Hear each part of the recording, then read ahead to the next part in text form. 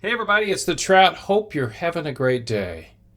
A little bit different episode on the Trout Show today. We talk to another wonderfully talented musician, but we also talk about what his passions are other than music, and that is his relationship with a nonprofit out of New York City called Creative Muse.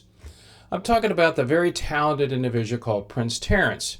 Now, Prince is going to talk about his career at the beginning and talk about how he's played with some remarkably famous musicians on tour and how he hung out with Coldplay for a while. Go figure that. But also how he is dedicating his time to being a mentor at this wonderful organization in New York City to help inner city kids learn how to play music. As I said earlier, it's called Creative Muse.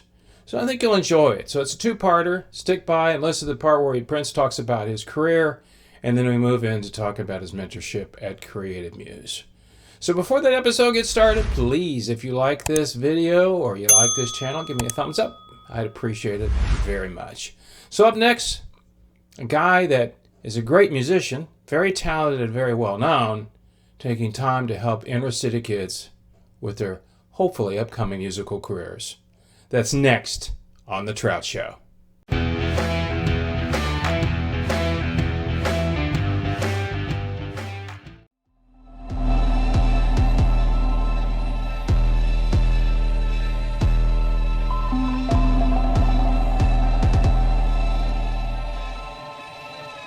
Night's alright, so do you wanna come with me?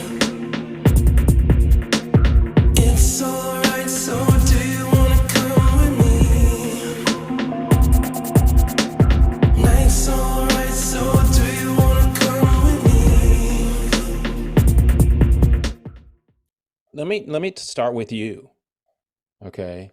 Because you're involved with this organization. We're going to get into more about what you do and all that stuff. But tell me a little about. I read about your bio where you grew up and started your life in Detroit, right? Were you born in Detroit? Was Or born you in grew up in Detroit. Detroit? Okay. Um, I was there, got out of there pretty early. So the bulk of my life was spent in Louisville, in Kentucky. Oh, really? Okay. Yeah. So I lived there I've lived there since first grade. So um, that's that's my hometown. Okay. Yeah. Um, but yeah, I started musically. I started playing drums. I got into drums just because like my mom would drag me to church and I was like, oh God. Like, and then I would see the drummer and I was like, oh, this is what I can like hone in on this and like Yeah. just be distracted by everything else that I hate about this situation. Yes, I understand. Yeah. So I was just like, this is awesome. Like, and then like every time the drummer would play, it just like did something to me. Mhm. And Was this a Baptist church? it was. I know it. Southern Baptist. Yeah. Yeah. That's how I grew up. The same thing. Yeah. Okay. Yeah. So So it I know. I wasn't kind of know the music they were playing. Probably old gospel stuff. There's probably a exactly, lot of it was like yeah. very like, I mean, the it was the drums intrigued me, but also like the thing that I saw the drums doing to people because they didn't have it wasn't a full band, it was just a drummer and like the preacher like "Whoa," going off. And it kind of like it reminded me of like because I was always into like alternative music and like heavier music. And it like just reminded me of like the energy that like punk music had, and like Mhm, mhm. I was listening to like Rage Against the Machine and like stuff like that. Guns N' Roses, Motley Crue growing up, like I was kind of like an outsider in like my family. They were like, "Why do you listen to this kind of stuff?" And I was like, "I don't know. I just like the energy. It just does something to me." What were they listening to? Well, we're from Detroit, so a lot of Oh, Motown. Motown. Yeah, of course. Yeah. My dad was super into rock and roll. Like he listened to like Chicago and Journey and Oh, okay. All uh, right. uh But you were on the heavier side. They I was liked the Motown sound, and your dad liked classic rock music, and then you were like, I want the heavy stuff. yeah. So I mean, that was like at the time when MTV when it was all Guns N' Roses and coming out of Big the big hair days. yeah, exactly. So and that was I don't know if that was just like a timing thing because I just loved MTV, but I also loved MTV in the 80s. So I just, back then I would just sit in front of the TV and watch MTV all day. We So all whatever, did. We all did that. Yeah. exactly. So whatever was on there was what I liked, and it's like kind of it's funny to think about how that was then and think about how it is now, like how how pop music is. Like it's like whatever's in front of you is what you're gonna listen to. So if like on MTV it's Mr. Big and Warrant and all those like hair metal bands, Yeah. that's what you're listening to. And that was like what the culture was then. And you see it shift throughout the years. You know But what's now, funny about though, when you think back on it, was we'd watch it to see what kind of weird stuff they do in their videos. yeah, exactly. They'd shoot these videos, and you're like, I don't know what this means, but I'm watching it. Yeah, Because you're like trying to figure out what it was, and you're like, I don't know what it means. You go back and look at them from the '80s, and you see it, and you're going like, what were they doing? I don't know. I don't think they did either. It was just kind of let's just be creative and throw something on there. But it's yeah, changed so much. I quit watching it years ago because it's not MTV anymore. yeah, it's non-existent. But You yeah, know, like Peter Gabriel videos, like oh all my those, gosh. Oh you're yeah. just like I'm only gonna see it like one, like, and you can't rewind it, and it's just No. like what's come next. It's just like that anticipation. It's like waiting for the balloon to pop. But like, yeah, so that's how I got into that type of music. And then I started, like growing up in the situation I grew up in. You can't really. We always lived in apartments, like smaller Hmm. apartments, Hmm. and I couldn't have a drum kit there. No. So so I have a friend named Brad who plays in this rock band called the Bronx, and we went to Cub Scouts together. We played sports together. We decided like we're gonna be musicians, and he was gonna be the guitar player, and I was gonna be the drummer. And so every week he would go to guitar lesson at this little local shop called Mom's Music. And during his 30-minute guitar lesson, I would play on the display kits. So Okay. that was the only access that I had to drum kits for the first few years that I was interested in playing drums. But that's how I ultimately learned how to play. Well, Was that 30 minutes once a week? you were schoolmates, right? You were friends and you went to school Yeah. together? Yeah, we went to school together. We were in the same grade. His mom was like my Cub Scout leader and all that stuff. So, And were you playing that kind of music you wanted to play at that time? Was the heavy metal stuff kind of leaning towards that? I mean, I was just learning how to play, so I was just learning like basic beats, but the idea was like, yeah, we're gonna be a rock band because Nirvana was out, and that was kind of like our goal at that time. Okay. Yeah. But then you changed along the way. I Yes, mean, I I mean, did. now look where you are now compared to where you were then. I mean, Yeah, obviously age is different and your talents got different. But right. along the way, something said, I don't want to do that anymore. What changed you? Yeah, I mean, so for so long, like I played in a band with Brad my whole entire music career, basically like in Louisville, uh, punk bands, hardcore bands. We toured the world. Like we got a record deal with this kind of big hardcore label called Revelation Records, which ironically Inside Out was on, which is like the singer from Rage Against the Machine's first band. I think I've heard of that label. I don't think they're Yes. around anymore, but I think I do remember the label. Yeah. Yeah, I think they're still putting out Are they stuff, but it's not the same as like like 90s hardcore, right? Yeah. uh late 90s. So yeah, so we touring the world, touring in a van, sleeping on floor, playing in a house and then sleeping on the same floor that you just played on. It's like sweaty and like we ultimately got an RV that we toured in. We were just kind of just always on the road. Like Right. since I was like while I was in high school, we were touring like every weekend. So like in Louisville, we would be on the weekend. We'd book shows in like Cincinnati and like Columbus, Ohio, just like places that were within like a 3 to 5 hour drive. Right. Um, but yeah, fast forward, I met obviously met a bunch of bands on the along the way, Sure. and there's a band from Austin called Recover, and the singer Dan Keys actually got started a solo project, and he got a record deal with Island Def Jam. Hmm. Um, Pretty big deal. And so when he was putting together his band for his live show, he was like, "I want you to be my drummer." Mm. And I was like, "Well, I was like in Louisville." He was like, "I'm moving to New York. Like, I got this record deal. Like, I'm really doing this." Ah, now I see how it happened. Yeah. Because he was So from Austin, he moved to New York. yeah, exactly. Okay.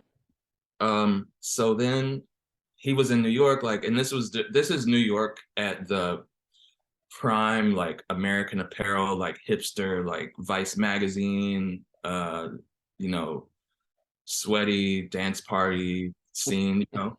Yeah. And I was like, man, I have to be there. And it Oh was really yeah. hard for me to leave the band and like leave all my friends and everything in Louisville, but I was like, the only way to progress in like what I want to do is to take this step. Got it. You got to take a chance. Yeah. Yeah. So then I moved to New York, and played with this band. It was called Young Love, and we toured. You know, the first like year was all kind of just rehearsals, and we played some parties in New York, and then we started touring like pretty extensively. The first tour we did was with Good Charlotte. Um, we did a tour with like Lady Sovereign. I don't know if you remember her. She's like a Mm. rapper. Okay. Yeah. But yeah, it was cool. Like, and it was different for me, and it was also different for him, for the other guys in that band, because they all had come from hardcore and similar to me, but then we were like going into this new world of like playing kind of like more polished, like pop music, so to speak. Hmm. Hmm. It was still a little gritty, but it was definitely not like the guitar swinging. Like, it was just much sexier for all of us. You know, it was like Okay. Got it. we Yeah. were we were like we were growing up. You know, like, so Well, let me ask you this real quick. How old were you when you moved to New York? I was 25. Okay. But you know Yeah.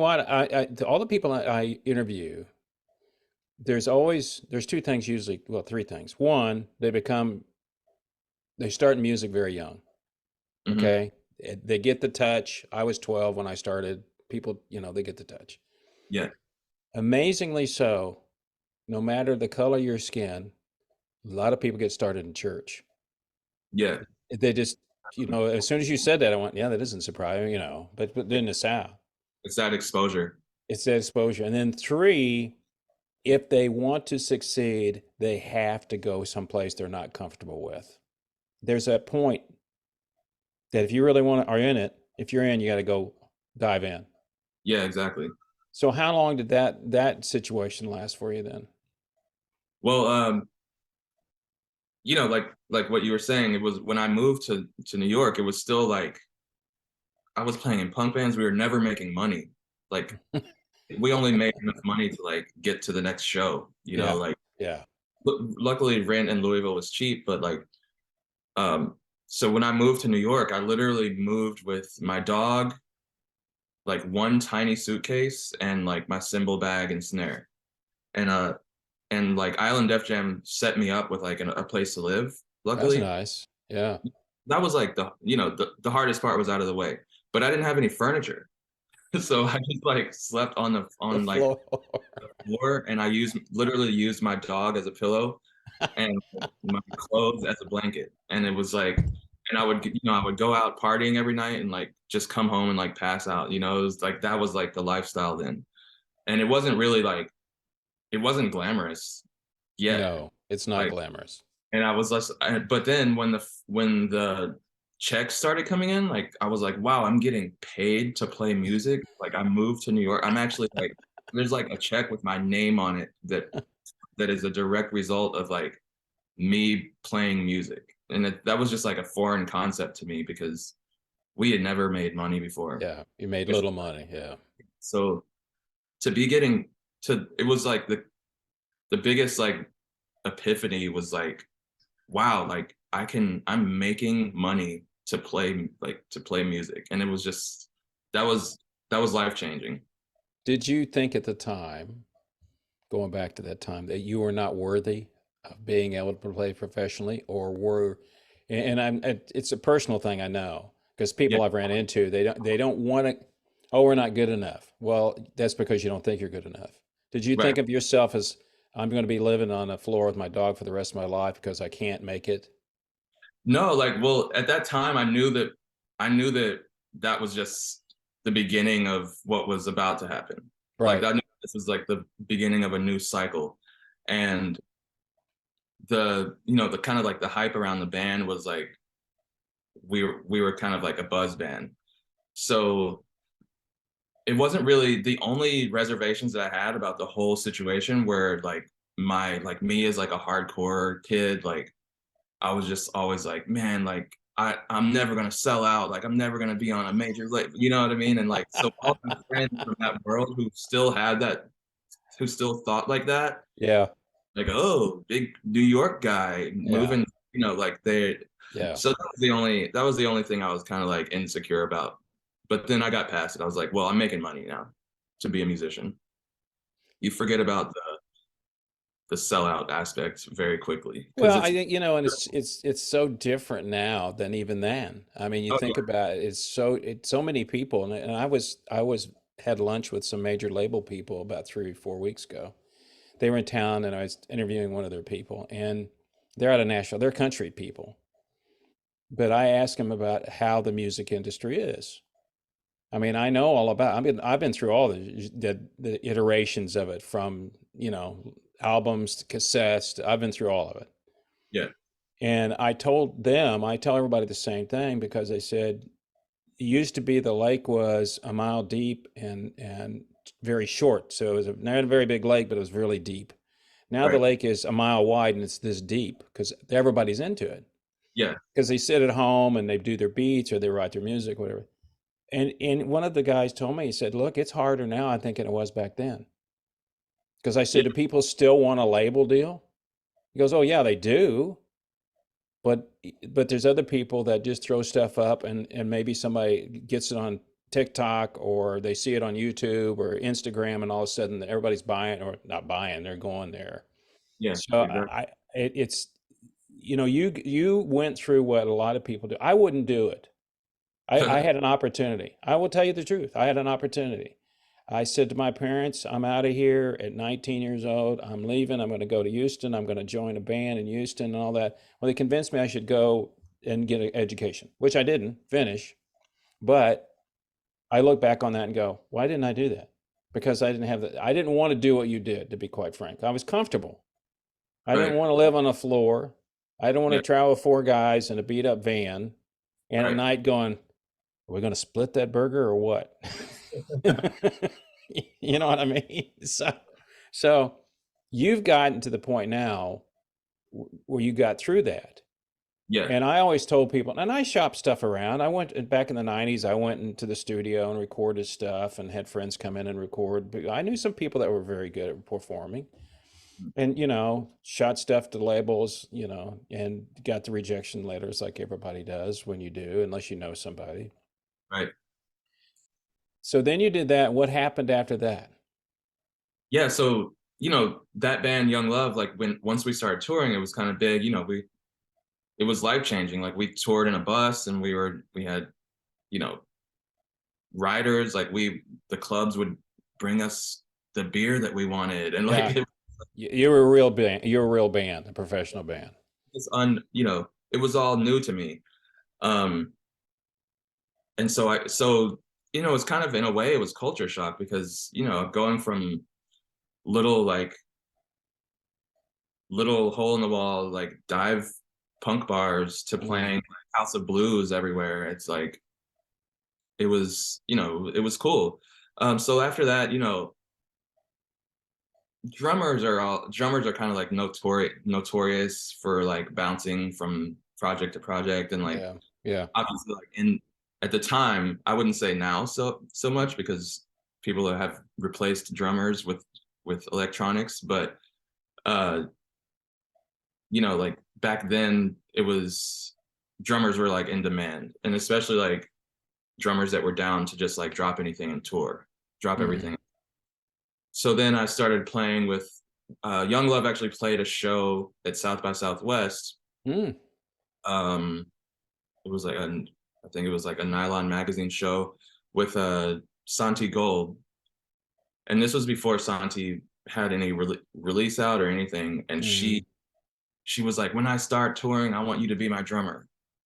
And I was like, okay, like people said that kind of stuff to me Oh all the yeah, time. sure. Oh, yeah, yeah, yeah. So then fast forward and like she releases her record and it's like a huge deal and she's like this huge like new artist and she hit me up and asked me to play drums for her and I was like, yeah. So I joined her band, kind of like the same type of situation as me leaving Louisville. It was kind of like I can't, like this is the time for me to be selfish, so to speak, and like do pursue my career, not worry about like how it's going to affect other people. You just can't do that. Yeah, Yeah, you really can't.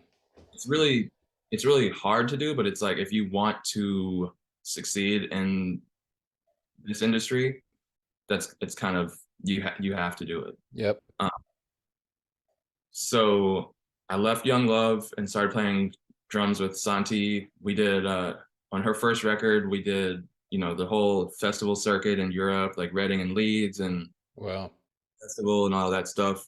And it was during the time when so like my music career kind of like aligns with like what we were saying, like how whatever's on in front of you on MTV is what you're hmm, watching. So like when in the Young Love era, the bands that were around were like the Killers had just started and like the Bravery yeah, and yep, those kind of like dance punk bands and we kind of like right, fit into that world. right. And then with Santi, it was the new wave of like cool like, you know, like the yeah yeahs had already been around, but it was still like that dance. Like it was when the dance indie dance got like bumped Hmm. up to the next level. Hmm. So then you got Hmm. like the teen teams and artists like that. So we were in that world. So we were like the next level of like dance indie dance artists that were like now we're the ones that are being played on MTV, you know? Uh so Let me ask you a logistic question here because I always want to know. So you're playing with her band. You're one of the band. How many people are in the band? um there were two dancers, a guitar player, a bass player, and drummer. So Okay.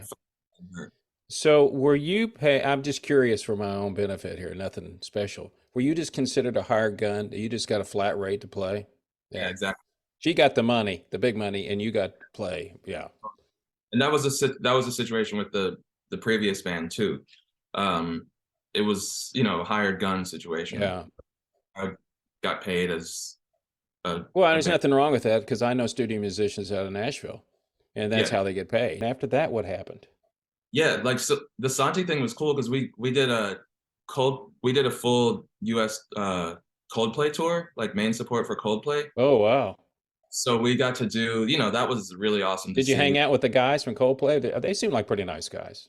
Ping pong with Chris Martin and like the bass player guy was cool because he would come with us to the bar and like people wouldn't know who he is I and knew like he was, yeah. yeah, we would meet girls and be like he's in Coldplay and they're like yeah, right, because you know no one really notices, nobody knows what the guys in Coldplay look like except for the singer, Yeah. so they're just like sure he's in Coldplay, but that was pretty funny. And you're like hanging out with them and all that stuff. You got to the point in your life, which is, I go back to what you said at the very beginning. You and your buddy sat down and said, "I'm going to play drums and you play guitar, and we're going to play music." Yeah, Now look at you. yeah. And it's like what you said about how everyone always starts young. And it's like when I look back as my earliest memories, it's like I'm still essentially the same person, like as I was when I was like old enough to form thoughts that you know, I had always had a love for music and I still do. And I always knew that I wanted to play music and I'm still doing it. Um, So what are you doing now? So yeah, so fast forward, like after Santi, I played with another band called Hearts Revolution. We were like another electro like dance band. We toured mostly in Europe, and this was like during when music blogs just happened. Okay. So this was pre Spotify, and this is when you could download endless music on music blogs. So that's how like this band got big, from just downloads. And then they just like were a guy and a girl couple who wrote some songs, and then just started getting all this traction. They're like, wow, like we need to play a show. We need to like get a band together. Mhm. And this was like kind of a turning point in the broader music industry, because labels were, you didn't need labels at that time except for tour support, but you were getting paid, like especially as a dance band, like because you're providing a different, it's not like you're playing a rock show. So Right. you're like taking the place of a DJ, because you're playing in environments where people are going to be dancing. So Yeah. you can put a dance band next to a DJ on a DJ club night in Paris, and it'll be a better experience than if you have like a abrasive rock band playing, you know? So we were getting flown around the world from party to party to play those kinds of things. And And you that know what's was, cool about that is the money you make. yeah, Okay, exactly. they're paying you. It's not you said it earlier. You wanted a seedy bar, and you're trying to get your money from the bar guy after you guys play, and they don't want to pay. And it's the same way here.